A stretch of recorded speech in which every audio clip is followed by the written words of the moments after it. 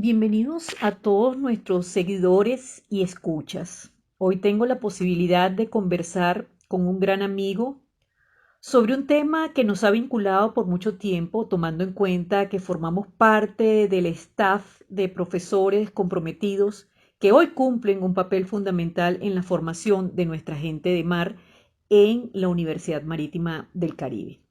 Me refiero al doctor Francisco Carrillo, exitoso abogado, pero además profesional de Marina Mercante, miembro del Colegio de la Marina Mercante Venezolana y miembro de la rama venezolana del Instituto Iberoamericano de Derecho Marítimo. Y debo decir que es un gran colaborador de esta vicepresidencia. Hoy está conmigo para realizar un programa especial con motivo de la celebración del Día de la Marina Mercante.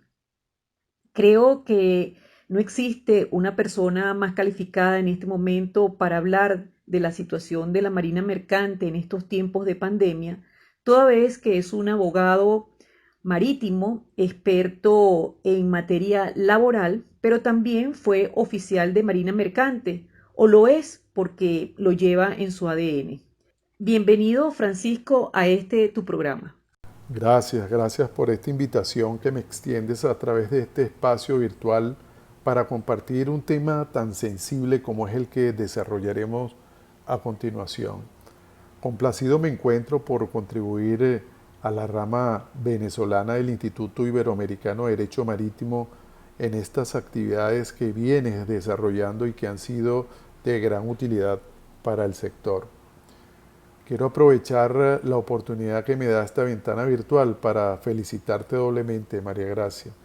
En primer lugar, por el éxito que vienes experimentando con estos programas académicos en los que se exponen temas de vanguardia y que se adornan con ese ímpetu y pasión al que nos tienes acostumbrados. Asimismo, aplaudo pues tu reelección como vicepresidenta para la rama venezolana en este nuevo periodo bienal. Y demás está decirte que cuentas con mi apoyo para llevar a ese buque a puerto seguro. Gracias, Francisco, por tus gentiles palabras. Para mí es un honor tenerte en este día tan especial para la Marina Mercante. Para no hacer esperar a nuestros escuchas, entre los que tenemos a nuestros queridos alumnos y para quienes va todo nuestro cariño, quisiera que nos hicieras una breve introducción del panorama actual. Sé que todos conocemos la situación, pero quisiera que nos compartieras tu percepción. Muy bien, para responder a este interrogante es necesario hacer una referencia obligada al pasado y entrar en contexto para desarrollar el tema. Como es bien sabido por todos, fue un hecho público, notorio y comunicacional que en fecha 11 de marzo la Organización Mundial de la Salud declaró la pandemia mundial global por los efectos que venía eh, eh, realizando el nuevo virus SARS-CoV-2 denominado coronavirus COVID-19. Ante esta situación, los estados, en su gran mayoría, decretaron el estado de emergencia sanitaria, lo que trajo consigo restricciones de derechos fundamentales muy importantes que afectaron a la libertad, al libre tránsito, así como el derecho al trabajo y el acceso a la justicia, por mencionar algunos. En este mismo orden hubo una suspensión de actividades, entre ellas suspensión de faenas laborales, que provocaron una disrupción en todos los aspectos de la vida que afectaron la normalidad. Entre estas acciones como medidas excepcionales que muchos países consideraron convenientes, trajeron como consecuencias, entre otras cosas, y aquí nos enfilamos a la gente de mar, un influjo en la relación de trabajo marítimo a nivel mundial, ya que éstas impactaron directamente en el factor humano que labora en esos buques, dejándolos atrapados a bordo con imposibilidad de movilización y traslados para regresar a sus hogares. Esta crisis sobre la cual están sumergidas las tripulaciones también acecharon a los marinos que quedaron varados en tierra firme, dificultando en gran medida la repatriación de los primeros, con lo cual vienen generando una crisis humanitaria. Ante esta situación, fíjense que la OMI salió al paso y comenzaron a publicar una serie de recomendaciones y protocolos conjuntamente con algunas directrices para que sus Estados miembros pudieran cooperar y así utilizar esas guías para facilitar los cambios de tripulación y repatriación que tanto ansían los marinos. Sin embargo, los países signatarios, lejos de abrir canales humanitarios y colaborar ante esta calamidad, poco han contribuido para oxigenar esta grave situación. A tal punto que el secretario general de la OMI viene afrontando un rol protagónico, haciendo un gran desafío en esta cruzada, porque actúa como un timonel de esa singladura sin gobierno, ya que en medio de estas crueles tempestades de sorda impotencia de los Estados miembros, sigue implorando y rogándoles salidas humanitarias en su titánica gestión diplomática para que al menos puedan producirse los frustrados cambios de tripulación y repatriación. Es por ello que a la fecha se hallan cientos de miles de marinos atrapados en diferentes latitudes que abarcan grandes longitudes de la comunidad marítima en el globo terráqueo, siendo un aproximado de 400.000 según la última cifra de la OMI, que están a la espera de acciones mucho más reales y contundentes, lo que ha colocado en jaque al comercio mundial. En este contexto tan complejo vemos cómo la gente de mar se encuentra en un estado de indefensión total y sin posibilidad de obtener respuestas eficaces que permitan, en definitiva, levantar esas brechas que tanto hacen daño para la crisis humanitaria que se ha creado.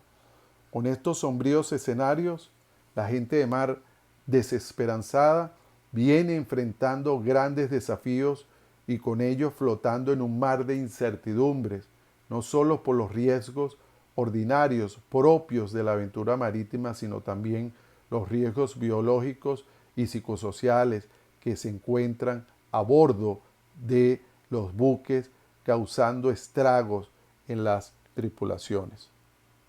Ahora que ya hemos transitado por los tiempos en que nos tiene sumergido el COVID-19, quisiera que nos enfocáramos en los grandes desafíos que tiene en la actualidad la gente de mar. Sé que son los principales destinatarios de esta entrevista,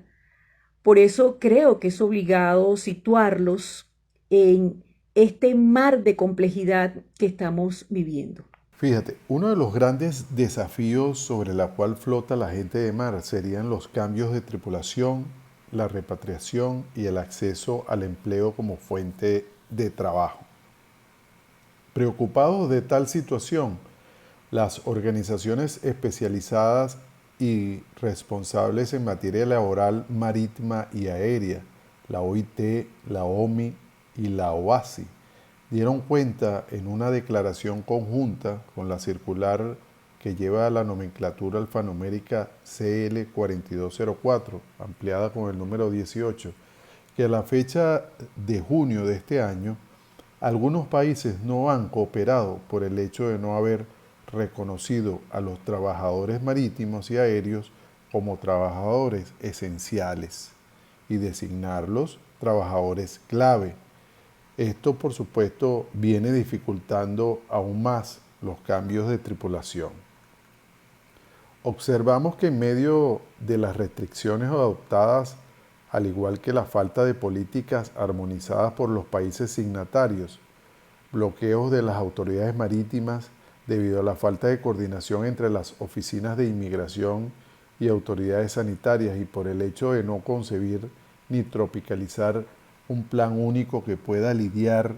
con la logística de cambio de tripulación, son motivos de nuevos paradigmas que aumentan los conflictos y crean la nueva crisis humanitaria.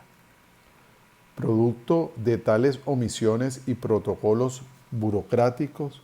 que hacen nugatorios estas resoluciones. La gente de mar viene experimentando un confinamiento forzado en los buques como si se tratara de una pena que les fue impuesta y que los obligan a vivir temporalmente en un lugar distinto al de su domicilio, como una institución propia del derecho penal, porque en algunos casos no reciben salarios, en otros les redujeron estos contra su voluntad y producto de otros riesgos psicosociales les ha provocado en alguno de ellos hasta el suicidio. Lo cierto es que en estos momentos de crisis la gente de mar debe contar con ciertas prerrogativas por tratarse de un personal esencial y además de ser de interés público a nivel mundial, los cuales deben estar reconocidos por todas las autoridades de los gobiernos porque son ellos los facultados para sostener el servicio en el transporte marítimo y en estos tiempos de pandemia. Ahora creo que tenemos que concentrarnos en las barreras y obstáculos que se ciernen en la actualidad, ya que pudiéramos decir que hemos visto con preocupación que muchos gobiernos han cerrado sus ojos al mar y más aún hemos visto que la diplomacia ejercida por la OMI y otras organizaciones internacionales ha sido insuficiente o poco efectiva. Además, creo que hemos registrado la falta de acuerdos políticos y hasta incluso pudiera decir que pareciera que la normativa existente no tiene en estos tiempos la capacidad de garantizar la protección y condición del trabajo a bordo de los buques. Con todas estas interrogantes, quisiera que nos dieras tus impresiones y sobre todo tomando en cuenta tu experiencia y conocimiento en el área. Sí, las barreras son muchas las que obstaculizan las recomendaciones que emite la Organización Marítima Internacional como guía o directrices para su cumplimiento. Actualmente necesitan levantarse en el marco de la cooperación internacional con un poder diplomático mucho más robusto para poder fluir con los reemplazos de miles de marinos, ya que a pesar de contar actualmente con directrices y recomendaciones de estas agencias especializadas de las Naciones Unidas, estas no se implantan en su totalidad. Falta superar la inercia política que actualmente bloquean los planes. Fíjate que no se ha podido dar con efectividad los cambios de tripulación y repatriación porque los países le están dando la espalda al mar y con ello desconocen los riesgos que traería para el comercio mundial y para la seguridad marítima, porque hasta ahora han tardado en reconocer la gravedad de la creciente crisis que enfrenta la fuerza laboral. En el sector marítimo están en conocimiento pleno que existe un marco recomendatorio que cuida o toma en cuenta los riesgos que tal vez haya que afrontar con las tripulaciones con respecto a los viajes a efectos de incorporarse a un buque y a los viajes después de abandonar este para la repatriación. Uno de los más relevantes que tienen las administradoras de tripulaciones y los operadores de buques es evitar el accidente in itinere por el riesgo biológico que éste presenta durante el trayecto, bien sea al buque o a su lugar de domicilio, toda vez que difícilmente pueden controlar al trabajador fuera de la nave para que estos puedan cumplir estrictamente las directrices de estos protocolos. Ahora bien, como este accidente se produce fuera del control directo del empleador, este debe revestir ciertos requisitos indispensables para poder calificarlo como tal, a saber que el recorrido habitual no haya sido interrumpido, es decir, que haya concordancia cronológica efectiva, que el recorrido habitual no haya sido alterado por motivos particulares, esto es, que exista una concordancia topográfica, Si esto no se prueba, por supuesto, difícilmente podrá tener cobertura el accidente que efectivamente ocasionó el tripulante al no cumplir con estos protocolos o directrices que existen. En este sentido deben asentarse porque por regla general el camino habitual no debe ser prudencialmente la ruta más directa, cómoda y corta, sino la que represente en este momento mayor seguridad para el trabajador y el armador, con las debidas previsiones que se acuerdan en tiempos de COVID-19. De allí que surgen la guía de los 12 pasos, que van del paso número 1 al paso número 6, que es el protocolo para incorporarse a un buque, y del paso número 7 al paso número 12, que son los protocolos para el abandono de un buque y la repatriación. Como respuesta a este plan, inicialmente los gobiernos abrumadoramente dieron positivos en cuanto a la aceptación. Sin embargo, la lenta implementación de los planes y la falta de acuerdos políticos a niveles suficientemente altos han dejado a la gran mayoría de la gente de mar varada en la mar o atrapada en su hogar debido a restricciones de viajes.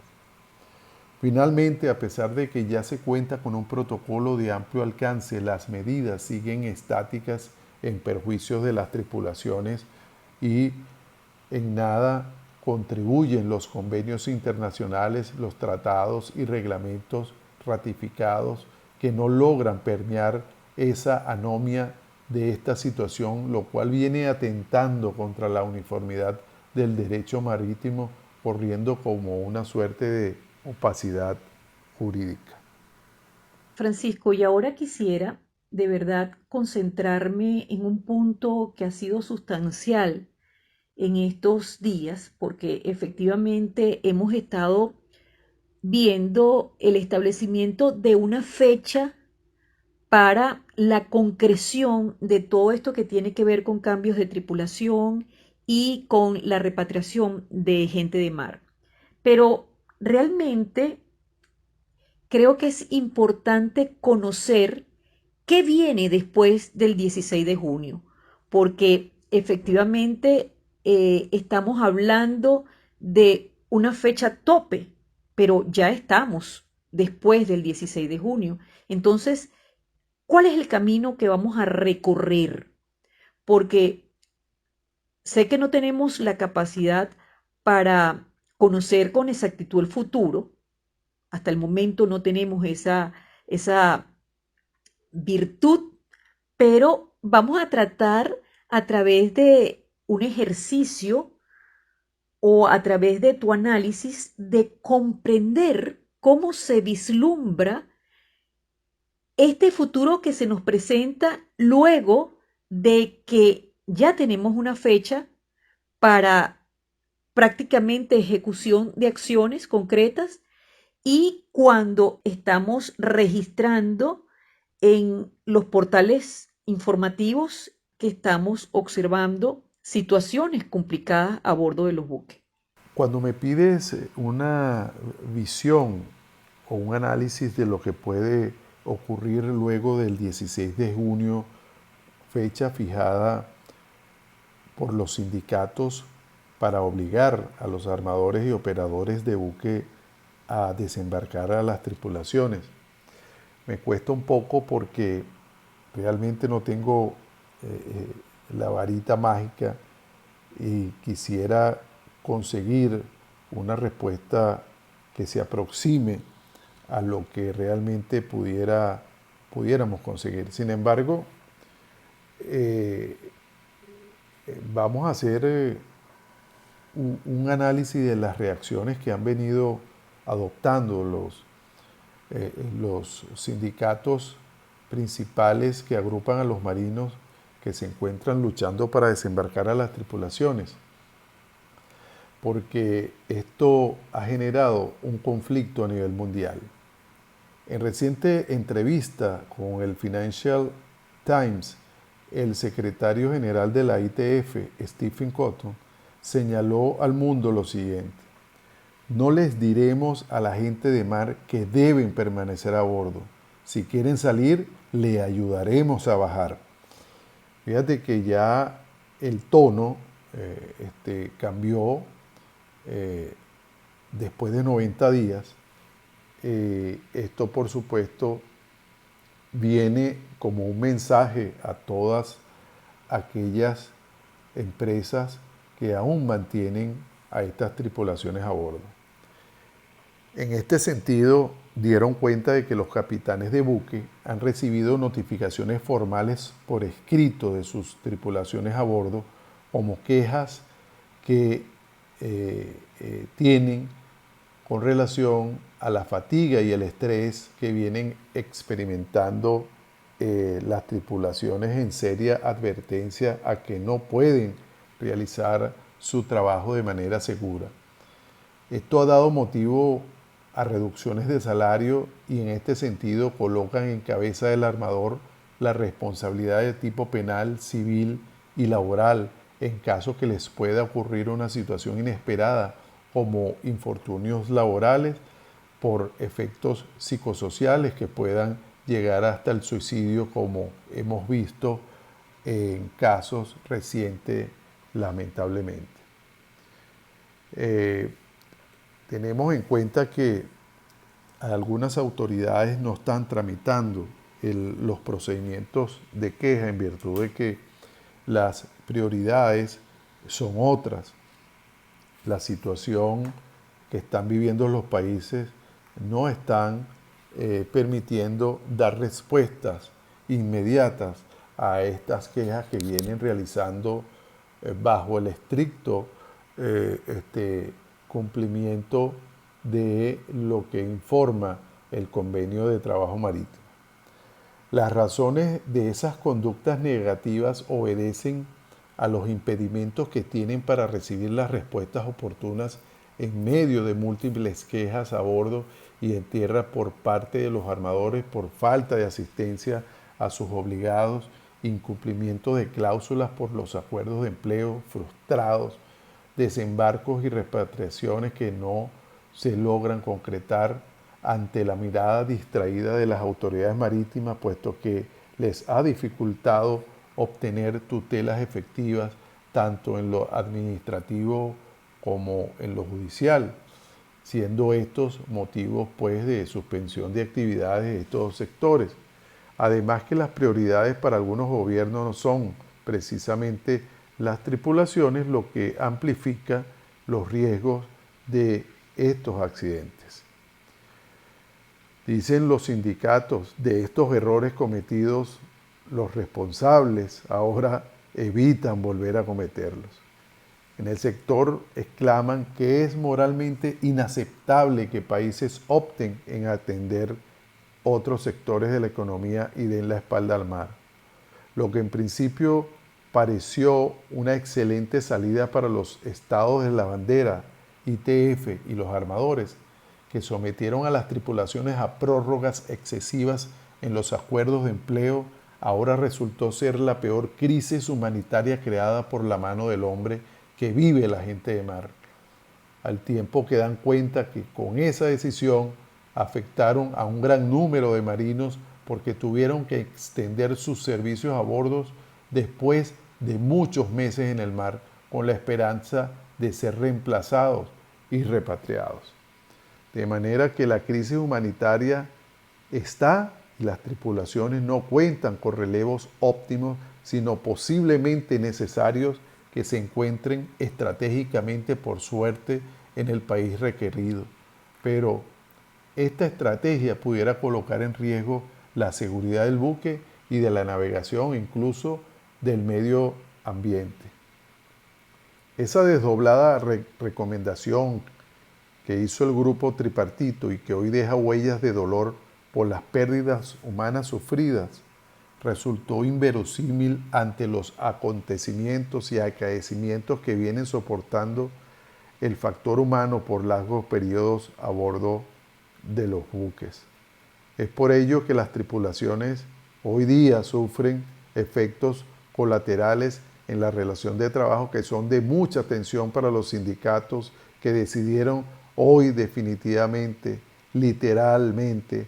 dejar el romanticismo y trabajar en procura de crear condiciones reales e inmediatas para sus agremiados. Francisco, y ahora me gustaría hacer un espacio para referirme a dos puntos muy importantes. Uno de ellos precisamente es la salud de nuestra gente de mar y el otro es la situación concreta de nuestra gente de mar, de esos tripulantes venezolanos que están viviendo también todo este escenario convulso, incierto, lleno de grandes desafíos. Pero además, cuando nos enfoquemos en la salud de gente de mar, me gustaría que volteáramos nuestra mirada a esas situaciones concretas que se pueden presentar a bordo de nuestros buques, porque, como sabes, durante toda esta pandemia, desde la rama venezolana del Instituto Iberoamericano de Derecho Marítimo, hemos estado haciendo un trabajo sostenido junto con la Asociación Venezolana de Medicina Marítima y la Universidad Marítima del Caribe, con la finalidad de hacer recomendaciones con relación a todo lo que tiene que ver con el aspecto de salud para nuestra gente de mar. Y en este sentido, he estado en los últimos tiempos involucrada con el estudio precisamente de una serie de riesgos que se están presentando a consecuencia del COVID. Y creo que tal vez contigo pudiéramos manejar esos aspectos de salud que ya se están verificando y que ya nos están haciendo entender lo complicado y riesgoso que es tanto para la gente de mar como para la seguridad de nuestra navegación. Pero asimismo, Francisco, quisiera que una vez que nos reportaras estos dos tópicos fundamentales, también nos hicieras referencia a una situación que yo he estado constatando de forma directa por, vamos a decir, tener la posibilidad en este momento de estar en contacto con algunos tripulantes venezolanos. Y es que estoy observando con preocupación que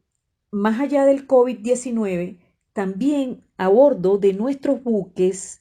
la tripulación está viviendo una situación bien comprometida, producto, yo diría, de esa falta de compromiso por parte de los armadores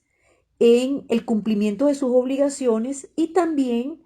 por la falta de supervisión y control de las autoridades que son las llamadas por el Estado bandera a controlar situación de tripulaciones a bordo de su buque. Yo creo que este es un tema realmente controvertido. Creo que no hemos visto realmente en este punto correctivos claros frente a esta situación que se viene presentando desde hace tiempo y me gustaría tus impresiones como abogado experto en materia laboral. En cuanto al panorama actual en Venezuela, sin duda tenemos un escenario disruptivo que enfrenta a la gente de mar en cuanto a las condiciones y medio ambiente laboral. Esto viendo al buque como la entidad de trabajo. Esto por supuesto es lo que ha generado, lo que ha fomentado una profunda inestabilidad emocional en tiempos de COVID-19. Es el caso que a raíz de las restricciones impuestas por los gobiernos, las tripulaciones vienen percibiendo varios efectos psicosociales frente a la pandemia del coronavirus COVID-19, provocando en ellos ciertas patologías que nunca le fueron previstas como riesgos ni se le advirtieron al trabajador marítimo. Por lo que el estrés que padecen en este momento pudiera producir en ellos a largo plazo enfermedades cardiovasculares, respiratorias, gastrointestinales, dermatológicas y hasta mentales. Lo cierto es que ese entorno social negativo está conduciendo al trabajador a un malestar físico y psíquico que influye en su salud y en la seguridad en el trabajo. Por ello vemos cómo el solo confinamiento, que no es más que la adaptación del ser humano a un ambiente o a un entorno tan tenso y exigente, con el añadido hecho de ser el buque un ambiente cerrado, con cabinas estrechas, en algunos casos, con poca disponibilidad de movilización, de luz, limitado en el acceso a la internet, sumado al síndrome de burnout, por supuesto, pudieran amplificar los daños en la salud mental. Esta rara situación, una vez que ya forma parte de la rutina diaria 24/7 del individuo, entraría a contribuir con el factor desencadenante al estado de salud mental, porque con ellos coexisten estos efectos colaterales. Por acá hacemos mención de algunos de los padecimientos que han venido experimentando o percibiendo las tripulaciones, como es la baja autoestima, la ansiedad, el insomnio, la pérdida de la vinculación familiar, la pérdida de la intimidad. Ellos están frecuentando una baja socialización provocada por la excesiva normatización a la que la persona se encuentra abocada. Desde que se despierta hasta que se acuesta, pasa por una serie de tareas, normas, horarios y deberes que hacen muy complicada la socialización del individuo. También tenemos una ausencia de expectativas o falsas expectativas, lo cual entran en depresión o en distimia. Este concepto último que acabo de mencionar es el segundo en un tipo de trastorno afectivo o del estado de ánimo que se parece a una forma de depresión menos severa pero más crónica. Tenemos también los comportamientos suicidas y tienen que ver algo con el anterior. Otra de las afecciones es la somatización, que es la que convierte en los trastornos psíquicos en síntomas orgánicos y funcionales. Y por último, el más silencioso y peligroso, que es el estrés, con lo cual aumenta la fatiga, conduciendo a la fatiga crónica, que es una de las más severas. Todo este caudal perceptivo de enfermedades subyace de la relación laboral como bombas de tiempo que han terminado en suicidios y por tanto las tripulaciones tienen todos los elementos concurrentes para alegar la enfermedad profesional ante sus armadores.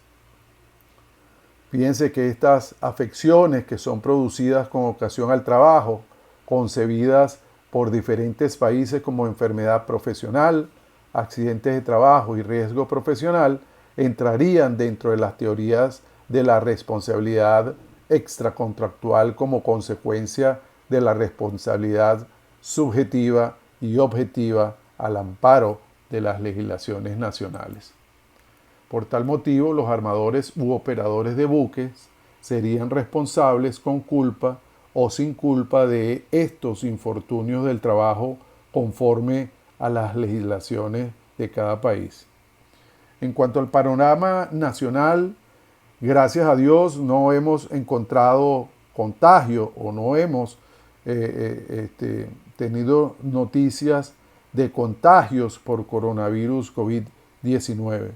Pero lo que sí abundan son condiciones de trabajo marítimo paupérrimas, indignas, inhumanas, peligrosas para el hecho social trabajo, sin previsión de norma alguna que pueda regularse y ser cumplidas a bordo, en fin, calamitosas que actúan al desamparo de las autoridades competentes. Como nota muy particular, por cierto, muy importante, es que en Venezuela no existen inspectores calificados del Ministerio del Poder Popular para el proceso social trabajo y así puedan estos certificar el medio ambiente de trabajo marítimo en buques nacionales que puedan poner coto a estas irregularidades. Los pocos esfuerzos que se han hecho en la formación de estos inspectores no han dado resultados óptimos. Sin embargo, no es óbice para el cumplimiento de las normas de prevención y medio ambiente del trabajo que necesitan cumplirse a bordo de los buques que enarbolan las banderas venezolanas por el armador. Lo que sí abunda, había dicho anteriormente, en el sector laboral venezolano, sobre todo cómo afecta a su gente de mar, es el malestar que aqueja o que se vienen quejando por presentar algunos impagos. Estas denuncias han sido conocidas a través del Colegio de Oficiales de la Marina Mercante, con lo cual ha hecho lo conducente a los fines de intentar mitigar esta situación. Asimismo, conseguimos la falta de asistencia a bordo y los abandonos de tripulación que están ocurriendo con suma o con mucha frecuencia en el país. En cuanto a las repatriaciones, estas han resultado incompletas al lugar de destino o la llegada al hogar del tripulante, por cuanto los han dejado a la suerte de Dios. Otros reclamos que se han conocido en la industria es la falta de pago de la bonificación por riesgos de epidemias contenidos en la cláusula número 8, en la que especifican el bono de guerra o bono de epidemia en la Convención Colectiva de Trabajo Marítimo de la Gente de Mar no titular de los buques tanqueros 2017-2019 que aún está en vigencia. Como punto adicional, tenemos que en Venezuela algunos trabajadores han sido despedidos amparándose dichos retiros como causa justificada de la suspensión de actividades en desconocimiento de la inamovilidad laboral. Francisco, hay otro punto que me gustaría conversar antes de terminar nuestra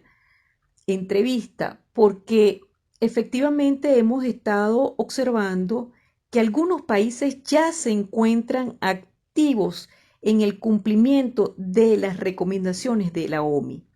En este sentido, quisiera que nos hablaras de todo lo que tiene que ver con las acciones que están ejecutando algunos países para todo lo que tiene que ver con cambio de tripulación o repatriación de los tripulantes. En cuanto a este particular, vamos a hacer algunas generalidades por cuanto esto puede variar en cuestión de horas, minutos, quizás.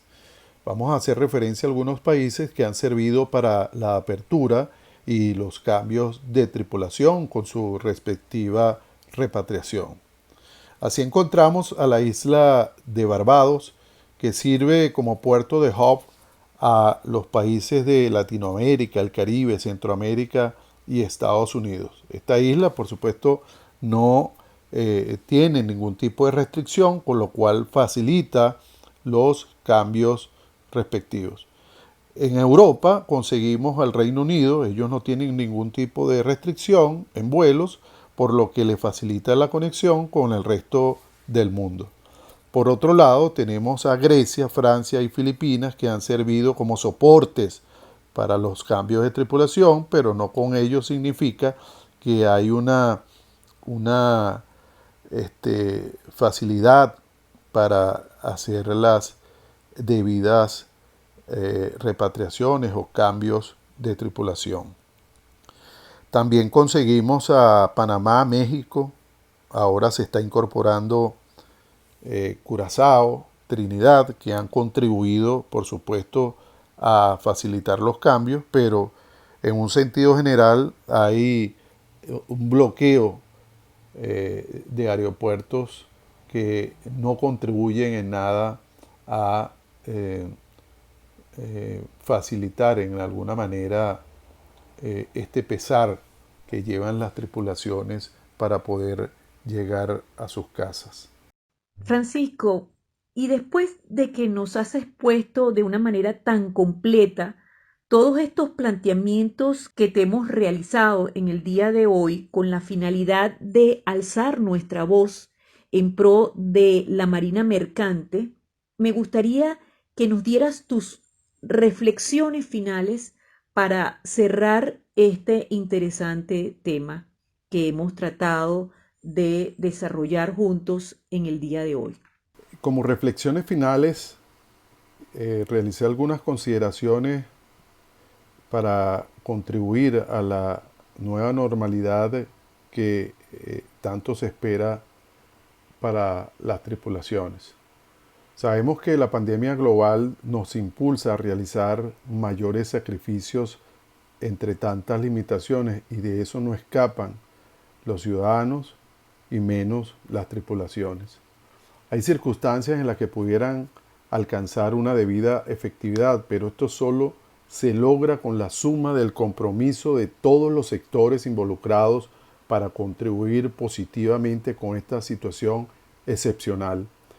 Estas acciones deben enrumbar a revisar, establecer, restablecer o reforzar la legislación laboral nacional de cada país, incluso ampliar el convenio de trabajo marítimo según sea necesario.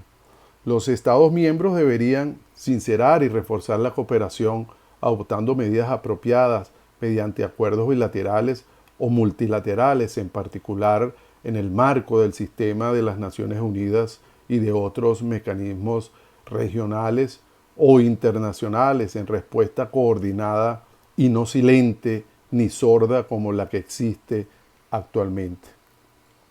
La repatriación, como regla inescindible al acuerdo de empleo, deben tener algún alcance mucho más amplio que abarque una serie de eventos tales como los que se han experimentado, con garantías financieras de mucho más coberturas, con reglas de mayor alcance robustas y amplias para que puedan ser mucho más efectivas en tiempos de esta naturaleza. Urge la necesidad de ampliar el marco de una nueva enmienda con tutelas mucho más garantistas para proteger los salarios, la repatriación e incorporar o adoptar a convenios que estaban en desuso y los que son de reciente incorporación, como es la recomendación de la OIT 205. Quiero recomendar humildemente a la autoridad marítima venezolana para que se adopten nuevas medidas temporales a fin de garantizar la continuidad de la formación de la gente de mar a través de los centros de formación marítima autorizados y de esta forma garantizar la continuidad del personal a bordo que necesite su documentación y se les permita a aquellos que requieran formación inmediata que puedan realizar a distancia los cursos establecidos por el convenio de formación, titulación y guardia de la gente de mar. Se hace necesario compilar y codificar para unificar las diversas resoluciones en razón al principio universal del derecho marítimo, dada la heterogeneidad de diferentes orientaciones y protocolos con recomendaciones que ya existen en el marco de esta crisis pandémica. Se requiere además la implantación de un instructivo para la repatriación y embarque o desembarque de tripulantes durante el periodo de pandemia, el cual puede ser avalado por la Autoridad Marítima venezolana, tomando como referencia las recomendaciones y divulgaciones hechas por la Organización Marítima Internacional. Bueno, finalmente con esta constelación de Pléyades que hemos considerado para ustedes, dándole una aproximación a Puerto Seguro, a lo mejor un tanto insuficientes ante una nebulosa reflexión, pero nos sentimos contentos porque de alguna manera dejamos un cúmulo estelar a cielo abierto para abrir un debate y construir definitivamente la salida en esta nocturnidad por la que surca la gente de mar. Quiero culminar esta entrevista con una frase de la Madre Teresa de Calcuta, el cual dice: a veces sentimos que lo que hacemos es tan solo una gota en el mar,